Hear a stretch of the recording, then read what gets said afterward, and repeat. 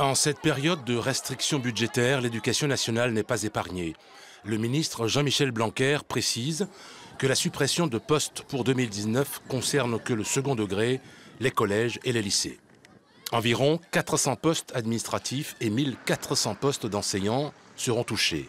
Une annonce qui inquiète le SNES-FSU, syndicat majoritaire du second degré. C'est forcément des classes encore plus chargées qui les attendent à la rentrée 2019. Et puis sans doute aussi une absence encore plus criante de remplaçants parfois. Le nombre de postes supprimés sera sûrement réparti dans les académies au moment du budget, vers le mois de décembre, pour ensuite être réparti dans les différentes académies, puis dans les différents départements. D'ailleurs, depuis septembre, le SNES-FSU a lancé l'opération nationale Vérité sur la rentrée scolaire.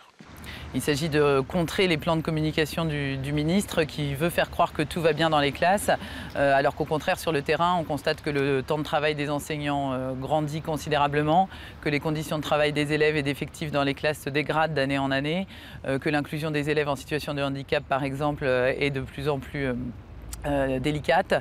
Voilà ce que nous appelons l'opération Vérité sur la rentrée.